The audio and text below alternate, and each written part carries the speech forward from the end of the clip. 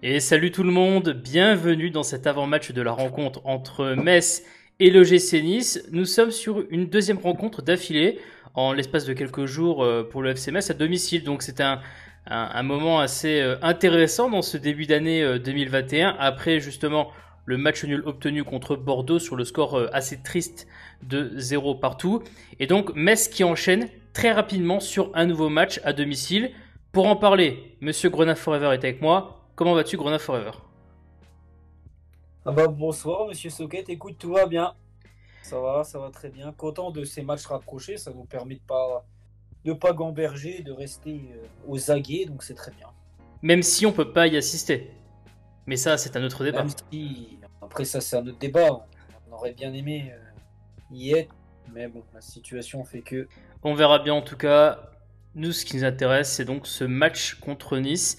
Avec tout d'abord, si tu le veux bien, Grenat Forever, voilà, à rappeler à ceux qui nous écoutent, qui peuvent bien sûr nous soutenir, hein, comme on le dit à chaque vidéo, en s'abonnant à notre chaîne YouTube. Hein. Encore une fois, un grand merci à ceux qui vont le faire et à ceux qui l'ont déjà fait. Bien sûr, dans les commentaires, votre pronostic. On attend bien sûr votre idée du match, à quoi ça va bien pouvoir ressembler. Et bien sûr, si vous voulez directement avancer dans les parties, hein, vous avez dans la description de la vidéo toutes les parties que l'on va aborder dans cet avant-match. Grenat Forever, j'aimerais que l'on parle tout d'abord de la situation au classement général. Parce que le classement général, pour voir un peu la position du FC Metz et de Nice, hein, parce que Nice étant notre adversaire, il faut bien un peu savoir qu'est-ce qui nous attend. Et donc le GC Nice, qui à l'heure actuelle est quand même très très proche de nous, hein. Ils sont qu'à 2 points de nous, ils sont à la 13e place, nous sommes à la 11e place à ce moment où on fait l'avant-match. Et donc Nice qui, même quand tu regardes, tu sais, sur par exemple les histoires de buts marqués, buts encaissés, on est un peu, tu sais, sur une équipe, vraiment une équipe moyenne. C'est-à-dire que Nice est une équipe qui va être à peu près dans la milieu de tableau, tu vois, dans les buts encaissés, milieu de tableau dans les buts marqués. Et finalement, Grenat Forever, on est un peu sur une équipe qui nous ressemble. Non mais c'est ça, bon, pas les mêmes styles de joueurs, mais elles nous ressemblent déjà dans le système de jeu employé par les Niçois, mais eux, c'est vraiment le même depuis le début de saison. Mais elles nous ressemblent à bien des égards et ça va être assez intéressant. Notamment sur je dirais, la dépendance vis-à-vis, tu sais, de certaines individualités. On parle bien sûr, par exemple, d'Amin Gouiri qui porte Nice depuis le début de saison. Et un peu comme nous, finalement, où on essaie, tu sais, d'organiser un fond de jeu collectif, mais c'est quand même beaucoup de nos individualités qui se montrent depuis le début du championnat. Et c'est en ça qu'on retrouve un peu comme tu vois, une idée similaire, hein, quand on compare Metz et Nice. Hein.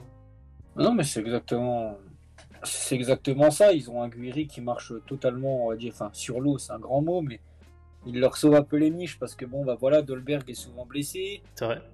Ils avaient quand même une défense, on va dire, articulée autour de Dante, mais maintenant qu'il est blessé, ça leur a fait quand même beaucoup de mal.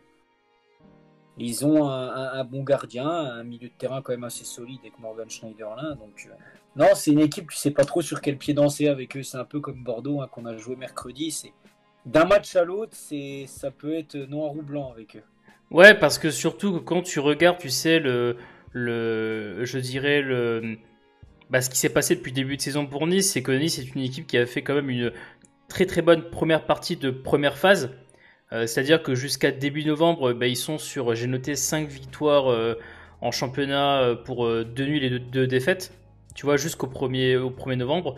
Donc jusqu'au 1er novembre, ça se passe plutôt très très bien pour eux. Par contre, à partir notamment du match contre Monaco qui perd 2 buts à 1, derrière, t'enchaînes une défaite contre Dijon, un nul 0-0 contre Reims, une défaite contre Rennes, une victoire qui te replace un tout petit peu contre Nîmes, tu vois 2-0, mais d'ailleurs tu perds contre Lyon, tu fais 2 partout contre Lorient, et tu perds 2-0 contre Brest.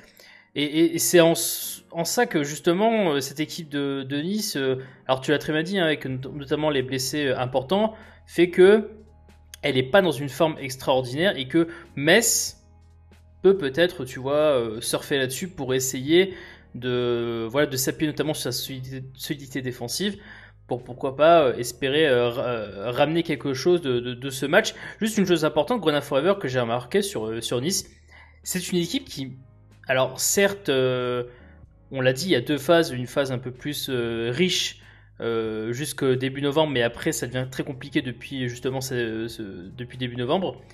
C'est une équipe qui, mine de rien, à l'extérieur, et j'ai regardé ça, elle est loin d'être ridicule, hein, parce qu'il n'y a que 2 défaites depuis le début de saison à l'extérieur. Ouais, c'est imposé 4 fois à l'extérieur. Ouais. C'est base. Ils se sont imposés 4 fois à l'extérieur. On a quoi? On a 2 matchs nuls et on a 2 défaites. Méfiance quand même. Alors après, c'est vrai que les victoires, mine de rien, c'est une victoire contre Nîmes, qui, bon, certes, est un peu dans la panade, hein, mais Ouais, mais Nice joue à 10 pendant.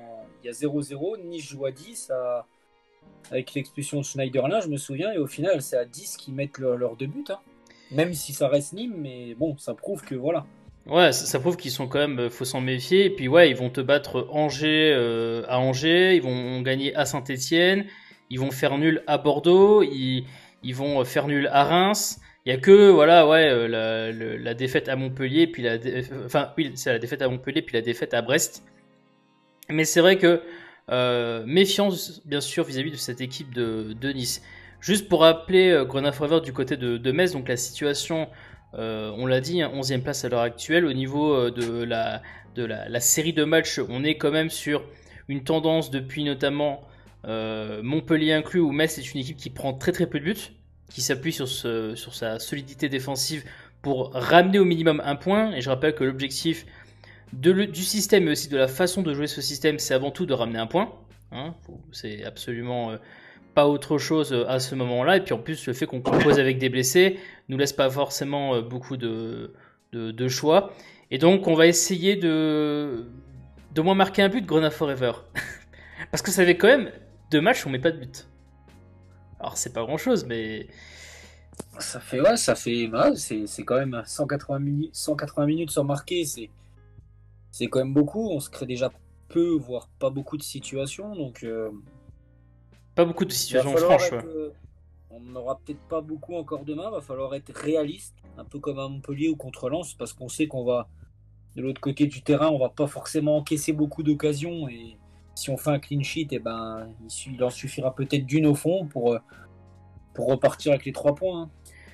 Oui, bien sûr. Et c'est vrai que, bah, question de savoir est-ce que tu vas pouvoir déjà poursuivre la série de clean sheet, hein, qui reste comme une série importante, hein, et surtout, alors là, tu à domicile, donc en plus, tu as justement depuis Lens où tu redeviens, je dirais, à nouveau potable à domicile, parce que depuis le début de saison, quand même, les défaites à domicile sont un petit peu. Voilà, il y a 3 défaites à domicile quand même. Hein, alors après, pas contre des concurrents directs, mais là, c'est vrai que là, tu as quand même Nice qui est actuellement dans ton championnat.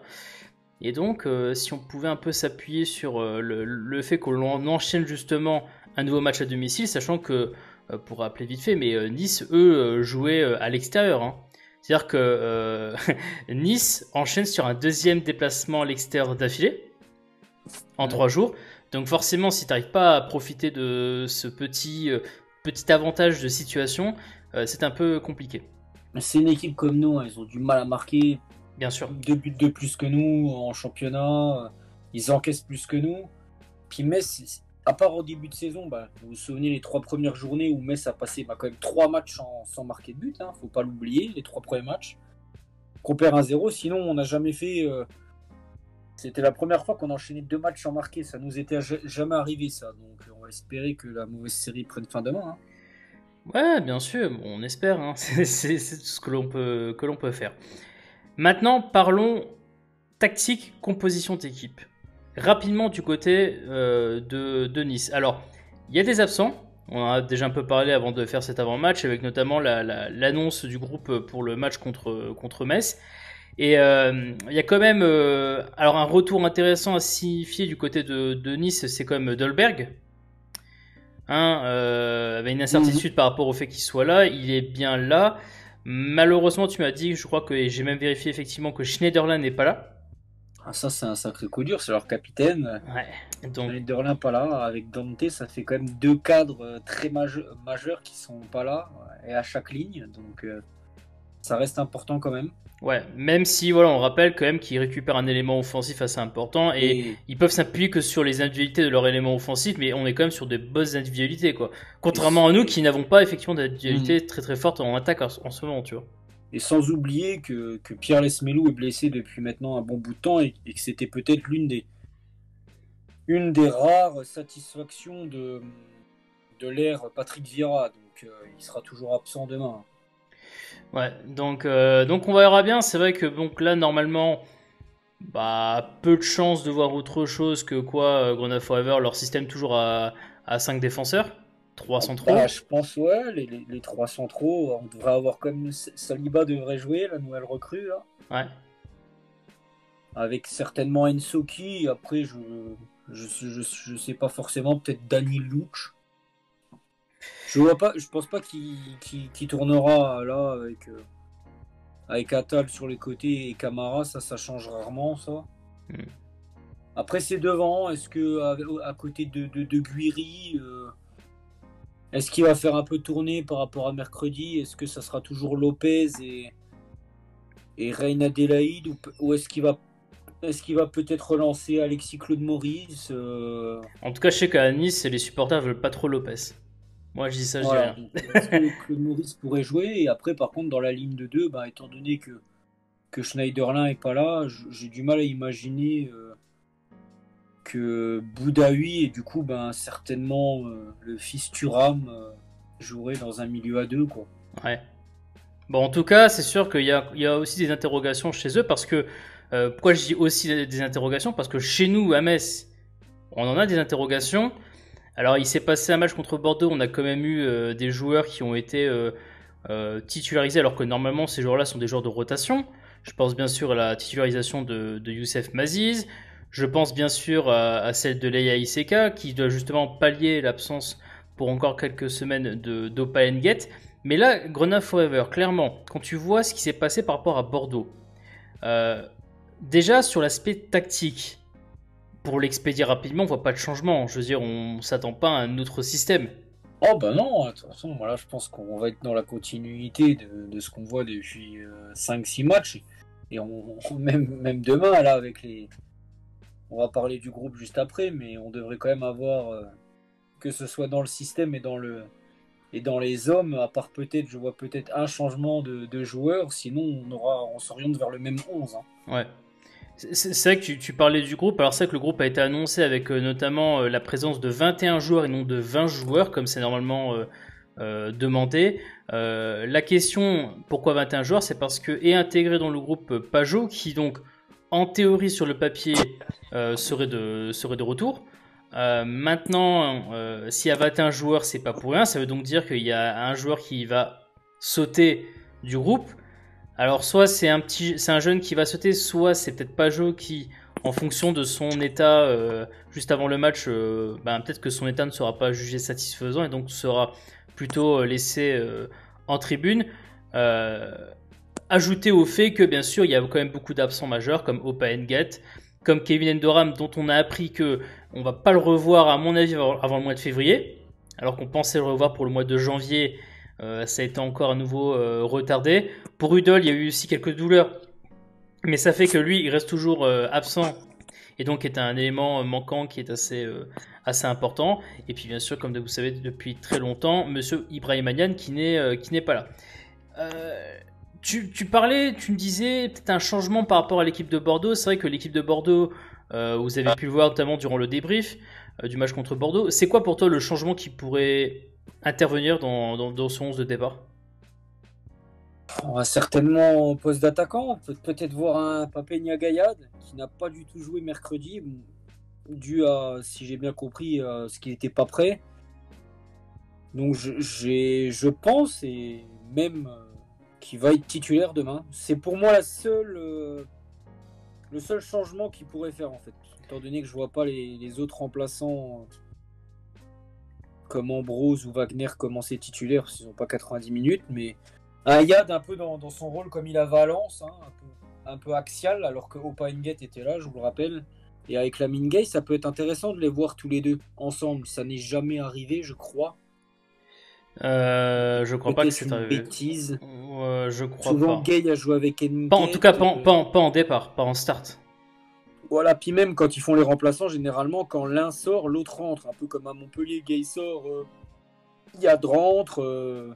Ouais, À ça, Lens, voilà. Yad ne rentre jamais pour être avant-centre quasiment. Donc, mais c'est vrai que, bon, bah, encore une fois, vous savez que ouais, je prédis depuis très très très longtemps le fait que Yad finira avant-centre à un moment donné. C'est vrai que la question elle se pose dans le sens où on voit que Leia Iseka malheureusement n'apporte pas satisfaction, alors qu'il est censé, je vous rappelle, être à la base quand même dans la grande discussion pour être titulaire à la pointe de l'attaque. Hein. Je pense que si Metz l'a fait venir, c'est pour ça. Malheureusement, il n'y a pas la satisfaction. Et le match contre Bordeaux le montre encore une fois. Et c'est vrai que bon, lui est un peu dans une situation compliquée. Tu as parlé aussi de Ambrose et de Wagner Diaz, qui, comme on l'a expliqué dans le débrief, Ambrose qui est en absence de départ et donc forcément pas non plus à 100% impliqué. Et on peut comprendre quand tu es certainement en instance de départ. Et puis tu as aussi Wagner Diaz qui lui par contre c'est une question certainement physique qui l'empêche d'être au niveau qu'il a connu à Nancy. Et donc effectivement l'attaque avec certainement Yad qui va jouer. Pour le reste, Grona Forever, la question du milieu, parce que tu disais si Pajot est convoqué, peut-être que c'est pour rentrer en jeu, peut-être pas forcément pour commencer un match. Hein. Ah, Mais dans tous les cas, ça devrait pas changer ce milieu, tu vois, Maïga Angban, vu que ah s'il non, est dans le non, pour groupe. l'instant, non. De toute façon, vu l'expérience à Nantes, aucun risque ne sera pris avec Pajot. Pour moi, déjà, je le vois personnellement être en tribune. 5% de chance qu'il soit dans le groupe. Et s'il est dans le groupe, il restera sagement sur le banc. Aucun risque ne sera pris. Il y a des échéances beaucoup plus importantes qui arrivent la semaine prochaine et surtout dans 2 semaines contre Nantes. Antonetti ne prendra pas le risque, mais il mettra pas un profil un peu plus défensif avec Fofana dans un match où déjà tu as du mal à marquer, alors tu as pas Ça c'est clair. un profil un peu plus défensif. Et Chimpembe, j'ai du mal à le voir commencer, et pas dans ce milieu-là. Après, il y a la place de Mazis, peut-être. Ouais, mais il y a la question aussi, ce que j'ai un peu évoqué, c'est de Matarsar, vu que on a compris que Antonetti, s'il veut titulariser Matarsar, il se gêne pas de le faire. Je rappelle que même si à Lyon, il n'est pas titularisé dans son poste auquel il est habitué depuis qu'il est joueur de football, mine de rien, ça prouve que il est capable de mettre sur le terrain Matarsar. Et vu qu'au poste de, tu sais, de milieu créateur, bah, du fait que Boulaya est absent, ça laisse quand même une sorte de vide hein, et une place à occuper. Maziz a eu sa chance il y a de cela quelques jours contre Bordeaux. Il a fait plutôt une performance correcte, sans plus, mais correcte. Et donc forcément, ouais, tu disais, là, il y a eu la rentrée de Chipembe à la 60e minute de jeu qui n'a pas été très très bonne, on peut le dire. Hein. Donc il redistribue peut-être les cartes et puis il reste encore l'option Matarsar qui peut tu vois être pourquoi pas tenté par Antonetti hein. C'est pas à exclure hein. Après, il peut être tourné, hein, il peut tourner dans l'optique de se dire on joue 2 matchs en 3 jours. Mais après, voilà, les 4 matchs qu'on a eu en 10 jours, alors qu'ils étaient rapprochés, il a quasiment pas fait tourner, ou pas beaucoup, mais surtout au niveau offensif, il a fait tourner, alors que défensivement et au milieu, il a quasiment pas fait tourner. Après, il y avait Boulaya était titulaire à ce moment-là. Voilà, donc là, moi, je pense que, vu les déclarations d'après-match et après dans la presse, moi j'ai l'impression qu'il a envie quand même que Maziz enchaîne un petit peu, hein, le temps que Boulaya ne soit pas là. Enfin, ça, c'est mon ressenti, donc... Ouais, donc ça se trouve, on va à nouveau revoir Maziz qui va pouvoir enchaîner sur peut-être une nouvelle performance et pouvoir un peu plus prendre ses marques, lui qui, je vous rappelle, était sur sa première titularisation contre Bordeaux. Donc là, on a fait un peu tous les éléments, je dirais, importants sur les aspects composition d'équipe et tactique pour les deux équipes, mais surtout, bien sûr, pour le FCMS.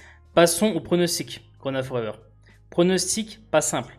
Parce que nous sortons d'un match contre Bordeaux où justement on avait un adversaire qui nous ressemblait un peu pas forcément dans la, comment dire, je dirais dans la composition de la tactique, mais tu sais dans l'esprit du moment. Et là on a une équipe de Nice qui est aussi un peu dans le même esprit que nous et en plus tactiquement qui nous ressemble et qui a aussi du mal à marquer comme nous d'ailleurs. Donc qu'est-ce que tu retiens toi d'un potentiel pronostic pour ce match? Victoire à 1-0 Ouf. dans la douleur. Oula, On va victoire garder 1-0. notre solidité derrière. On va toujours être solide et je pense que la victoire va être longue à se dessiner. On va certainement. Je pense qu'on va forcer la décision dans le dernier quart d'heure. Moi. Écoute, moi je reste sur 0-0. Parce que deux équipes qui ouais, ont du mal à marquer. Et puis, Je ne vois pas faire 2 matchs nuls 0-0 à la maison. ah bah, déjà que un 0-0 c'était Pas déjà d'affilée. extraordinaire dans la saison. Parce que c'est le. Tu me disais que c'était le premier dans la saison en fait. Hein. Le 0-0, tu Après, comptes pardon. 0-0, ça voudrait dire qu'on fait encore un clean sheet. Ça ferait 4 sur les 5 derniers matchs. Ce serait quand même assez énorme. Mais on marquerait pas quoi. Mais on marquerait pas. Et ça ferait 3 matchs sans marquer. Après, quand même, 3 matchs où on avait mis 2 buts à chaque fois. Ce qui ne nous était jamais arrivé cette saison. Donc c'est un peu paradoxal. Ouais, même si bon, il y a les absents qui effectivement Après, le lien peuvent que jouer. ça a fait, Hmm. on va commencer à dire évidemment. N'Gett n'est pas là depuis Lens. Bizarrement, on ne marque plus alors qu'Opa était quand même critiqué à certains moments de la saison. Et Farid, il n'est pas là. Donc malheureusement, ça reste une circonstance, on va dire, atténuante pour Metz. Même si faudrait pas parler non plus, commencer à dire qu'on a une boulaya dépendance. Voilà. Ouais. Mais en tout cas, c'est vrai que moi je suis pas très confiant, donc je pars plutôt sur un 0-0. Voilà, on a un peu fini cet avant-match de la rencontre entre Metz et Nice. Donc bien sûr, voilà, n'hésitez pas à mettre dans les commentaires quel est votre pronostic pour ce match. Hein. Vous abonnez aussi hein, pour nous soutenir. Encore une fois, merci d'avance à ceux et celles qui vont le faire. Et on se retrouvera ben, tout simplement lundi matin, je pense. Lundi matin sortira le débrief du match entre Metz et Nice. Et puis voilà, on pourra tranquillement débriefer de la rencontre. Merci Grenat Forever. Merci à toi. Pour les autres, on se retrouve donc lundi matin pour le débrief. Et allez Metz!